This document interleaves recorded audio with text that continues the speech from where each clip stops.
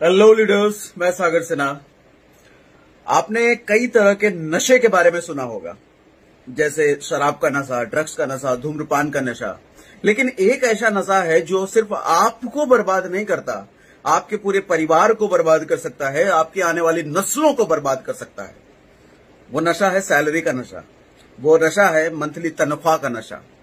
आप कहेंगे ये क्या बात कर रहे हो, ऐसे कैसे, तनख्वाह कैसे नशा हो सकता है? ये तो अच्छी बात है, लड़का कमा रहा है, घर चला रहा है, नशा कैसे हो सकता है? ये नशा ही है ये एक तरह का। आप अगर मेरे बारे में नहीं जानते तो मैं बता दूं कि मैंने भी 10 साल नौकरी करी है और इंडिया में आईटी इंडस्ट्री में जितनी टॉप की ऑर्गेनाइजेशंस हैं, जिनके बीटेक और एमटेक पास आउट बच्चे जिन कंपनियों में ड्रीम लग के इंडस्ट्री में कूदते हैं कि ऐसी कंपनियों में जॉब कर दें, मैंने 10 साल ऐसी ऑर्गेनाइजेशंस में जॉब किया है और आज आजाद हूं, अपनी मर्जी से अपने टर्म्स एंड कंडीशन पे लाइफ जीता हूं। आज मैं नौकरी नहीं करता। आज एंटायर इंडिया में 29 स्टेट है, मुझे नहीं लगता कि कोई भी एक स्टेट ऐसा होगा जहां पर हमारा परिवार नहीं है, जहां पर हमारे बिजनेस फैमिली नहीं है। हर एक स्टेट में आज हमारा परिवार है, हर एक स्टेट में आज हमारी टीम है, हर एक स्टेट में आज हमारा बिजनेस चल रहा है। मैं रहता हूं दिल्ली में, लेकिन एंटायर स्टेट में चल रहा है। कैसे होता है ये, कैसे हुआ ये? अब आप मुझसे पूछेंगे कैसे नशा है वो सैलरी वाली बात। देखो सर, अभी कोरोना, आपको पता है ना, लॉकडाउन चल रहा है।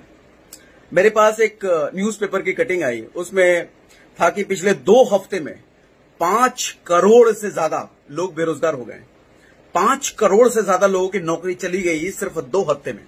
अभी लॉकडाउन तो पीरियड एक्सटेंड हुआ है, कितने करोड़ों लोगों की नौकरी जाएगी, जरा सोच के देखिए। आप कहेंगे अरे उनकी तो नौकरी गई लेकिन हमारी नहीं गई, ये हमारी तो सेफ है, हम तो मल्टीनेशनल कंपनी में काम कर रहे हैं, हम तो बड़ी कंपनी में काम कर रहे हैं, हमारा तो ओहदा बड़ा है, हमारी तो पोजीशन बड़ी है। हो सकता है सर? जरा समझने की कोशिश कीजिए दोस्त। जिन लोगों की नौकरी गई है ना, उन्होंने भी नहीं सोचा था कि उनकी नौकरी जाएगी, उन्होंने भी नहीं सोचा था कि कोई लॉकडाउन होगा। आपने और हमने कभी लॉकडाउन जैसा वर्ड पहले कभी सुना था? एक आदमी की जिंदगी में शायद ये पहली बार हुआ है जो लॉकडाउन जैसा कुछ हमने देखा है, कोरोना जैसा कुछ देखा है। आज से पहले कभी सुना था? मैंने तो नहीं सुना था। तो जब उनके साथ हो सकता है तो आपके साथ नहीं हो सकता। आप कहेंगे डरा रहे हो।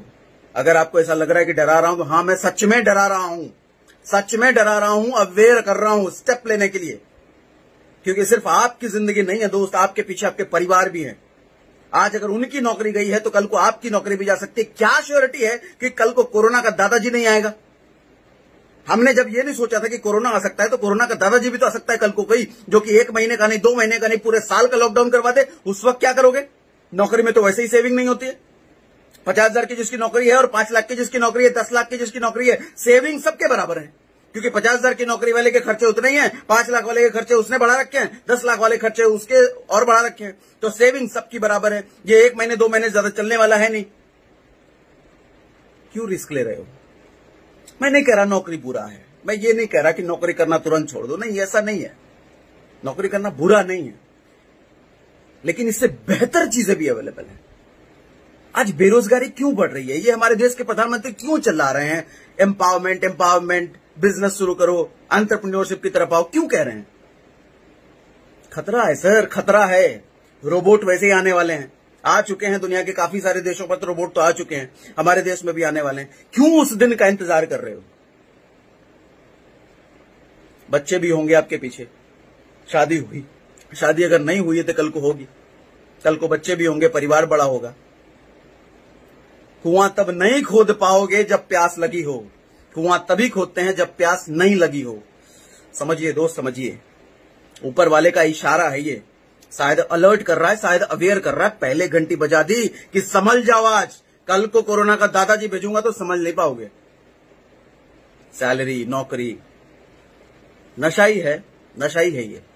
क्योंकि आराम से पर मंथ की सैलरी का नशा जिसको लग गया उसको हिलने का मन नहीं करता। कौन इतनी मेहनत करे, कौन पार्ट टाइम में काम करे?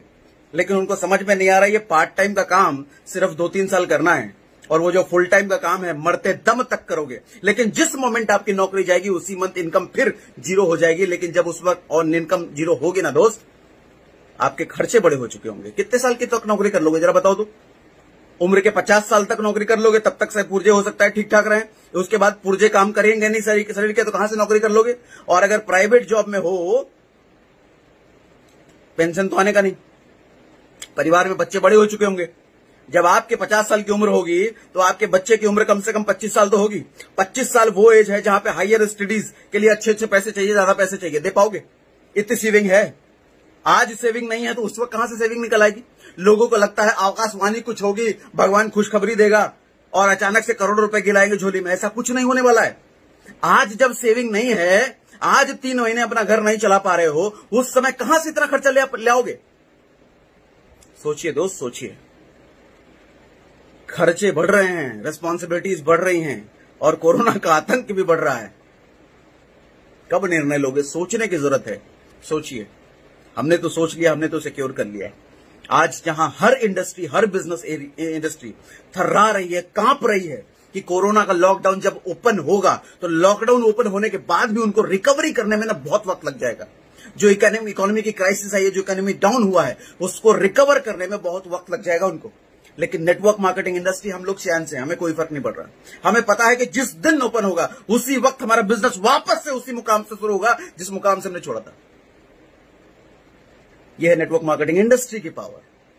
समझिए दोस्त, आपको अगर लग रहा है कि पढ़े लिखे लोग नहीं आते बिजनेस में, तो आपको मैं बता दूं, मैं एक सॉफ्टवेयर इंजीनियर था और मेरी लास्ट पोजीशन टेक्निकल आर्किटेक्ट की थी। I was an architect. और हमारे साथ जो जुड़े हुए लोग हैं, बहुत सारे लोग आईएएस हैं, बहुत सारे लोग कमिश्नर के पोजीशन पे थे। ऐसे ऐसे लोग हमारे साथ जुड़े हुए हैं जो काम कर रहे हैं नेटवर्क मार्केटिंग इंडस्ट्री में। बुद्धि खोलिए सर, दिमाग लगाइए। एक बार फिर से कहता हूं कि पानी कुआं तब नहीं खोद पाओगे जब प्यास लगी हो।